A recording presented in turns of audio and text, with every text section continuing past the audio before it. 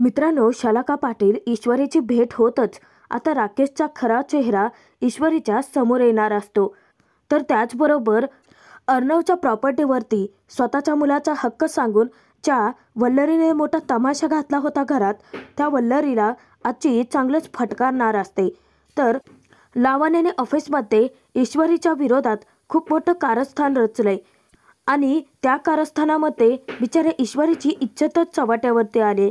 आता या सगळ्यांमध्ये ईश्वरी लावण्याला एक्सपोज कशी करते आणि राकेशचा खरा चेहरा ईशूसमोर येतो की नाही ते व्हिडिओत पाहणारच आहोत. शेवटपर्यंत नक्की बघा. तू ही रे माझा मितवा मालिकेच्या आजच्या 2 फेब्रुवारीच्या महा एपिसोडमध्ये अर्णवला वल्लरीची काळजी वाटते. तो तिला नाश्ताही भरवतो आणि हे पाहून अंजली अर्णववरती खूप खुश असते. तर वल्लरी अर्णवला म्हणते की माझं मी खाते. तेव्हा अर्णव उठून जात असता समोर अंजलीला पाहून तो थांबतो. तर अंजलीला त्याचं खूप कौतुक वाटतं. परंतु हा सगळा वल्लरीचा ट्रॅप असतो. त्यांच्या चांगुलपणाचा हिला फायदा उचलायचा असतो. आता अर्णव अंजली निघून जाताच वल्लरी आपले खरे रंग दाखवते. ती म्हणते की बाईचे अश्रू याला मोठे मोठे देखील भुलतात. आज तू फक्त माझ्यासाठी नाश्ता घेऊन आलायस, परंतु उद्या हे अख्खं साम्राज्य माझ्या आणि माझ्या आकाशच्या हातात आणून देशील. तर इकडे ऑफिसच्या समोर राकेशने ईश्वरीला सोडलेलं असतं. तर ईशू तेथून निघालेलीच असते. तर एक मुलगी नेमकी राकेशच्या समोर येते आणि ज्या वेळेस तिची नजर राकेशवरती पडते तर राकेशला तिने अचूक ओळखलेलं असतं. राकेशने तिची सुद्धा खूप मोठी फसवणूक केलेली असते. राकेश आता प्रचंड घाबरतो. तर ईशूच्या लक्षात येतं की रिक्षातून तर आलो, परंतु राकेशला रिक्षाचे पैसे द्यायचे राहिले. जसं राकेश ईश्वरीची राकेश बनून फसवणूक करतोय, तसं त्या मुलीची राजेश्वर बनून त्याने फसवणूक केलेली असते. ज्या वेळेस ईश्वरी राकेशकडे पैसे द्यायला येते, नेमकं ती रिक्षा निघून गेलेली असते. तर ती मुलगी त्या रिक्षाच्या पाठोपाठ धावत असते आणि ती रस्त्याच्या मध्येच धडपडते, खाली पडते. तेव्हा ईश्वरी तिच्या मदतीला धावून जाते. ती विचारते की कोण होता तो, काय झाले.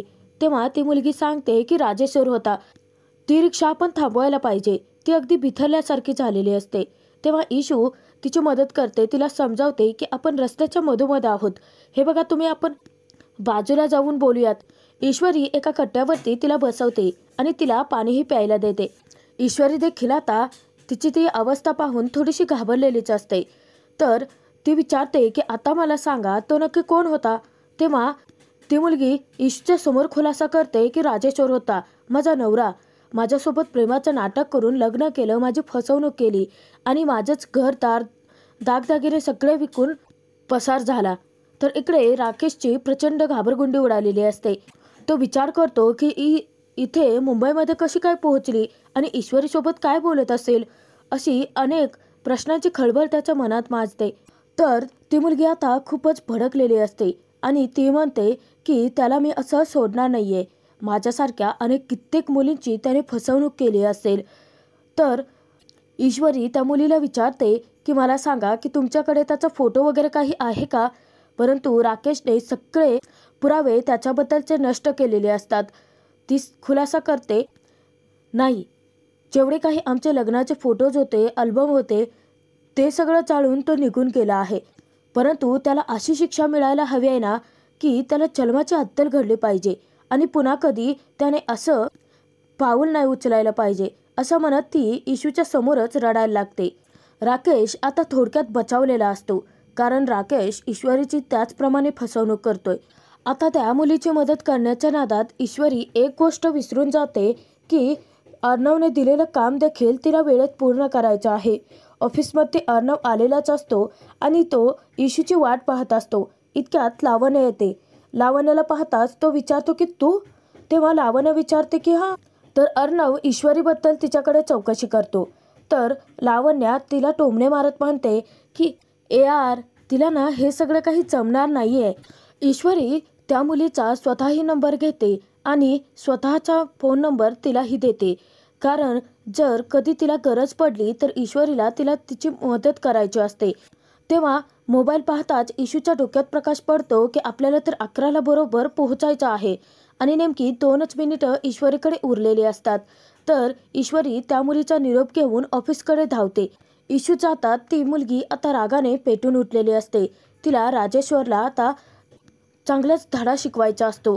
ती विचार करते की हा या एरियात दिसता म्हणजे हा एकतर इथे तर राहतो किंवा इथे काम तरी करत असेल. अर्णवला काहीही करून ईश्वरीला कामावरून काढून टाकायचं असतं आणि तिला मुद्दाम त्रास देण्यासाठी तो लावण्याला म्हणतो की बघ आता ती जेव्हा येईल ना तिला कसं रिग्रेट करायला लावतो आणि ऑफिसच्या बाहेर हाकलतो. तेव्हा लावण्य ही खूप उत्सुक असते हे सगळं कधी घडतंय ते पाहण्यासाठी. परंतु वेळेच्या आतच ईश्वरी धावत आलेली असते. ईश्वरी जाता जाता ऑफिसमध्ये एका मुलीला धडकतेही, परंतु त्याकडे दुर्लक्ष करून ती अर्णवचं काम वेळेत पूर्ण करते. ईश्वरी केबिनच्या आत जाताच अर्णव लावण्याला मोठा धक्का बसलेला असतो. तर ईश्वरी मुद्दामच म्हणते की सर तुम्ही दिलेल्या वेळेच्या आत मी काम पूर्ण केलंय. अजून जर कोणतं काम असेल तर नक्की सांगा हा. अर्णवने मुद्दाम घड्याळ पुढे लावलेलं असतं आणि तो ईश्वरीला कोंडीत पकडतो की माझ्या घड्याळात 11 वाजून गेले आहेत. ईश्वरी धक्क्याने आपला मोबाईल चेक करते आणि मोठ्या विश्वासाने सांगते की नाही सर हे बघा माझं घड्याळ परफेक्ट आहे आणि मी 11च्या आत आले आहे, 1 मिनिट बाकी आहे अजून. परंतु अर्णव तिच्यावरतीच खेकसतो की हे ऑफिस माझं आहे. तर ईश्वरी पटकन लावण्याचं वॉच चेक करते आणि ईश्वरी अर्णवला सत्यता दाखवते की हे बघा 11 वाजायला अजूनही 1 मिनिट बाकी आहे आणि मी वेळेच्या आत आले आहे. इथे येऊन मला 1 मिनिट तरी झालाच आहे. तर अर्णव ईश्वरीला म्हणतो की मी माझं घड्याळाचा टाईम फॉलो करतो. तेव्हा ईश्वरीही त्याला सडेतोड उत्तर देते की तुम्ही अर्णव राजे शिर्के आहात आणि तुमचं घड्याळ हे पुढेच असणार कारण तुम्ही जगाच्या 1 कदम पुढेच असेल ना. तेव्हा लावण्याला विचारते की हो की नाही मॅडम. तर लावण्या देखील आता ईश्वरीच्या होला हो करते. अर्णवच्या पुढ्यात ईश्वरी काही कच्चा लिंबू नसते. ती त्याच्या प्रत्येक गोष्टीवरती मात करतच राहते. तर अर्णव आता चांगलाच तोंडघशी पडलेला असतो. ईश्वरीला काही कारण देऊन तो अडकवही शकत नसतो. तेव्हा तो तिला तेथून जायला सांगतो. ईश्वरी म्हणते की असं कसं, मी तर वेळ फॉलो केली आहे ना, मग मी का जायचं. तेव्हा अर्णव तिला म्हणतो की get out from my cabin म्हटलंय मी. तर जाता जाता ईश्वरीला तो सांगतो की पुढच्या 5 मिनिटात माझी एक मीटिंग आहे आणि तुला आत्ताच सांगतोय की वेळेच्या आत तू तिथं हजर राहायला हवंयस. तेव्हा ईश्वरी म्हणते की हो सर, मी पुढच्या 5 मिनिटात सगळी तयारी करते आणि कॉन्फरन्स रूममध्ये येते. तर लावण्य त्यातून निघून जाते. लावण्याच्या डोक्यात घाणेरडा प्लॅन शिजतो तिच्याबद्दल. परंतु इकडे ईश्वरीला जाता जाता अर्णव मुद्दाम एक काम देतो आणि ते काम 5 मिनिटाच्या आत पूर्ण करायला सांगतो. इशूने ज्या डाटा एंट्रीच्या फाईल्स आणलेल्या असतात त्याची सगळी प्रिंटआउट तिला काढायला सांगितलेले असते. ईश्वरी म्हणते की आत्ता लगेच हे सगळं तू मुद्दाम करतोय ते तिच्या चांगलंच लक्षात येतं. अर्णवने सांगितलेल्या सगळ्या इन्स्ट्रक्शन तिला फॉलो कराव्या तर लागणारच असतात. जाता जाता तो पुन्हा मुद्दाम म्हणतो की जमणार नसेल तर तसं सांगूनच टाक, तुझं टर्मिनेशन लेटर तयारच आहे. तेव्हा ईश्वरीही काही कमी नसते. ती म्हणते की आलेच, आत्ता प्रिंट काढून आणते. ईश्वरीला त्रास देण्यासाठी मुद्दाम लावण्याने कारस्थान रचलेलं असतं. तर इशूच्या डेस्कच्या समोरच ऋषी असतो आणि त्याला एक काम सांगून बहाण्याने ती तेथून पाठवून देते आणि इशूच्या चेअरवरती ती आता कसलं तरी लिक्विड टाकते. हे सगळं लावण्याने मुद्दाम केलेलं असतं आणि निमूटपणे तेथून निघून जाते. तर इकडे आजी मात्र वल्लरीवरती खूप भडकलेली असते. ती विचारते वल्लरीला येताच की झालं का, लाडक्या भाच्याने घास भरवले म्हणायचे. तेव्हा सासूतपणाचा आव आणत रडण्याची नाटकं करत वल्लरी आजींची माफी मागते. आजी काही तिच्या नाटकाला भुलणार नसते कारण वल्लरीचे खरे रंग त्या घरात फक्त तीच ओळखून असते. आजी तिला खडसावते की अर्णवच्या पाठीमागे लपशील आणि तू जे म्हणशील ते आम्ही ऐकून निमूटपणे गप्प बसू, असं होणार नाही या घरात. तर वल्लरी हात जोडत माफी मागत म्हणते की काल माझ्या हातून चूक नाही तर गुन्हा घडला आहे आणि त्याचा मला पश्चातापही होतोय. तेव्हा आजी म्हणते की सुरुवातीला नाटकं करायची, भरल्या घरात तमाशे करायचे आणि पुन्हा असले माफीचे प्रकार करायचे. तर वल्लरी चक्क आजीच्या पायाशी येते आणि हात जोडत माफी मागत गयावया करायला लागते. आजी तरीही तिच्या या फालतूच्या नाटकांना भुलत नाही. अंजलीचा जीव जरी वल्लरीसाठी तिळतिळ तुटत असला तरी अविनाशला ते अगदी योग्यच वाटतं. तर वल्लरी अविनाशला मध्ये आणते. तर अविनाश येऊन आता वल्लरीला उठवतो आणि म्हणतो की अगं काय करतेस तू. तर वल्लरी अविनाशला गळ घालते की अहो तुम्ही तरी आईंना सांगा ना, हे बघा माझ्या हातून अपराधच इतका मोठा घडलाय, म्हणजे मला काल कळलंच नाही की मी रागाच्या भरामध्ये काय काय बडबडले. तुम्ही तरी आईनं मला माफ करायला सांगा ना. आता अविनाश वल्लरीच्या वतीने बोलणार तेव्हा आजी त्यालाही खडसावते की प्रकरण ताणून धरायला मला देखील आवडत नाही आहे अविनाश, परंतु माझ्या सात्विकाने आपल्या पडत्या काळामध्ये जी काही मदत केली आहे ना, ती आता विसरून चालणार नाही आहे. आणि माझ्या सात्विकाच्या 2 मुलांना सांभाळून आपण काही कोणावरती उपकार केलेले नाही आहेत किंवा जगावेगळं असं मोठं काही काम केलेलं नाही आहे. तिने आपल्यावरती जे उपकार केले होते त्या उपकारांची ती परतफेडही नाही आहे. तर आपण केलं ते आपलं कर्तव्य होतं, ती आपली जबाबदारी होती. लक्षात येतंय ना तुझ्या, असं आजी वल्लरीला चांगलंच फटकारते. अगं आपलं समजून जसं तू त्यांचा सांभाळ केला आहेस ना, त्याचप्रमाणे ती दोघंही या घराला आपलंच मानतात. आणि तुला तर ते त्याच्या आईच्या जागी ठेवलंय त्यांनी. तुझा एक शब्दही या घरात त्यांनी खाली पडू दिलेला नाही आहे आणि याची जाणीव तू विसरायची नाही आहेस. आजीने चांगलंच आता वल्लरीला धारेवर धरलेलं असतं. अंजलीला वल्लरीबद्दल वाईट वाटतं आणि आजीला ती समजावायला जाते की आजी आता माफी मागितली आहे ना मामीने, मग जाऊ देत ना गं. परंतु चिडलेली आजी अंजलीलाच गप्प बसवते. तर आजी वल्लरीला म्हणते की आजचं जे काही वैभव तुला दिसतं आहे ना, ते फक्त अर्णवमुळे आहे. ही गोष्ट तू विसरून जाऊ नकोस. आणि माझ्यासाठी अर्णव हा माझ्या मुलीचा मुलगा आणि आकाश हा माझ्या मुलाचा मुलगा असं काहीही नाही आहे.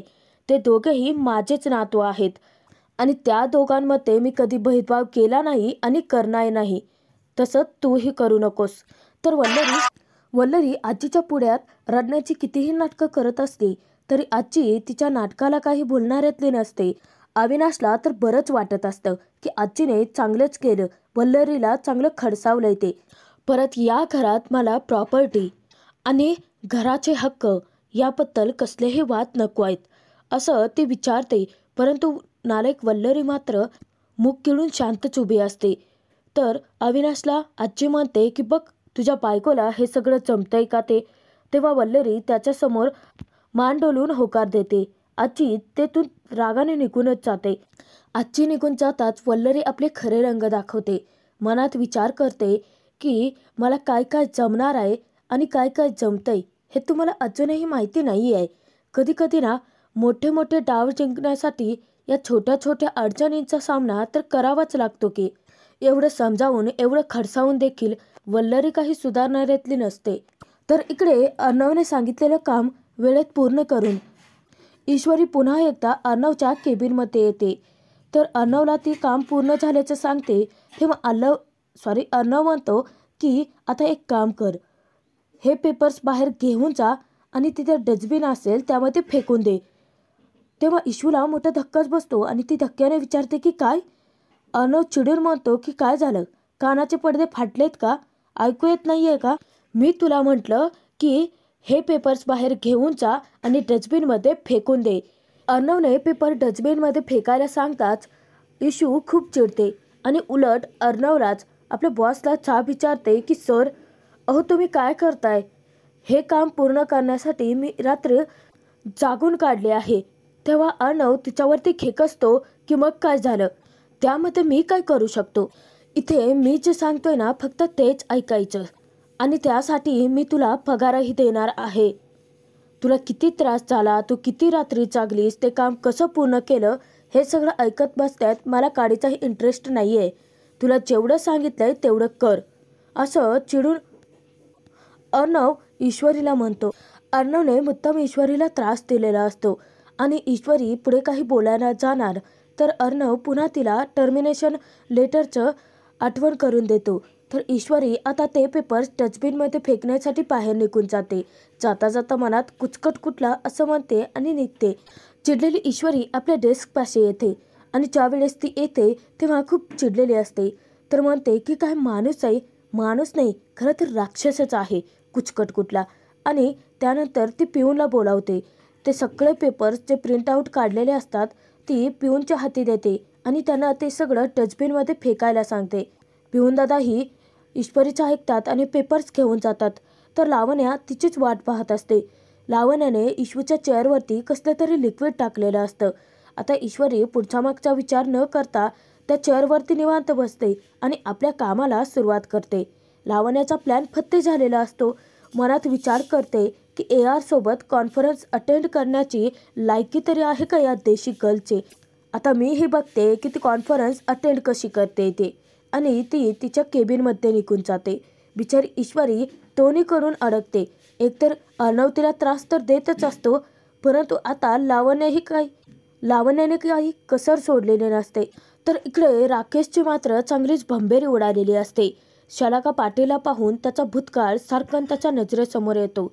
जशी तो ईश्वरीची फसवणूक करतोय, जसं त्याने अंजलीची फसवणूक केली आहे, तसंच त्याने शलाकाचीही फसवणूक केलेली असते. आणि त्याबद्दल त्याला आता भीती वाटते, कारण शलाकाने त्याला पाहिलेलं असतं. शलाका अगदी राकेशला शोधण्यासाठी त्याच्या मागे हात धुवून लागलेले असते. विचार करतो की शलाका पाटील इथपर्यंत कशी पोहोचली आणि ईश्वरीशी ती नक्की काय बोलत असेल. नाही राकेश, तुला या सगळ्यांमध्ये काहीतरी करावंच लागेल. तर घाबरलेला राकेश म्हणतो की ती ईश्वरी अजून माझ्या चाळ्यातही अडकलेली नाही आहे आणि ही शलाका मध्येच कुठे तडमडली. तर इकडे ऑफिसमध्ये सिर्के सगळं मीटिंगचं डिटेल्स अर्णवला सांगत असतात. अर्णव केबिनच्या बाहेर येतो तेव्हा तो कॉन्फरन्स रूममध्ये निघालेला असतो. तर जाता जाता तो ईश्वरीला आठवण करून देतो की मिस इंदोर लगेच कॉन्फरन्स रूममध्ये. तेव्हा ईश्वरी म्हणते की हो आलेच सर. आणि ज्यावेळेस ईश्वरी उठणार तर इशूचा ड्रेस आता चोराचा फाटलेला असतो आणि आवाज होतात सगळेजण तिच्याकडे पाहायला लागतात. ईश्वरीला खूप लाजिरवाणं होतं आणि हे सगळं लावण्याने कारस्थान केलेलं असतं. तिने तिच्या चेअरवरती ग्लू टाकलेला असतो आणि त्याला चिकटूनच ड्रेस तिचा आता फाटतो. ईश्वरी आता रडकुंडीला आलेली असते. ऑफिसमध्ये सगळेजण तिच्यावरती जोरजोराचे हसत असतात, परंतु एकही तिच्या मदतीला धावून जात नाही. ईश्वरी कसंबसं तरी आपली ओढणी अंगावरती घेते आणि ते सगळं लपवायला प्रयत्न करते. ऑफिसमध्ये असलेल्या मुलीसुद्धा ईश्वरीच्या मदतीला धावून जाण्याऐवजी तिच्यावरती हसत असतात. बाईच आता बाईच्या कामी आलेली नसते. इकडे घाबरलेला राकेश विचार करतो की शलाखाने ईश्वरीला माझ्याबद्दल सांगितलं असेल का सगळं. ईश्वरीला कळलं असेल का. काय करू, ईश्वरीला फोन लावू का, विचारू का सगळं, असं त्याच्या मनात अनेक प्रश्न असतात. राकेश विचार करतो आणि डायरेक्ट इशूला फोन लावतो. परंतु ईश्वरी विचार करते की बापरे, आता राकेशजींचा फोन येतोय, परंतु माझा ड्रेस तर फाटलाय, मी कसं जाऊ पुढे. ईश्वरी आता खूप मोठ्या अडचणीत सापडते. काय करावं तेच तिला सुचत नसतं. राकेश इशूशी कॉन्टॅक्ट करण्याचा पूर्ण प्रयत्न करत असतो, परंतु कॉन्टॅक्ट काही होत नसतो.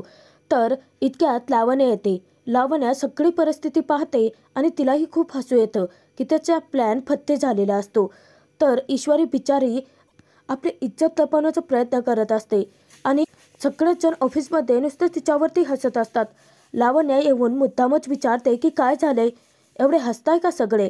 तर तिथेच काम करत असलेल्या काही एम्प्लॉईच्या मुली असतात, त्या तिला सांगतात की लावण्य मॅम, अहो हिचा ड्रेस फाटलाय. आणि त्याचबरोबर दुसरी मुलगी म्हणते की सतत ऑफिसमध्ये आल्यापासून ना हिच्यासोबत काही ना काही घडतच असतं.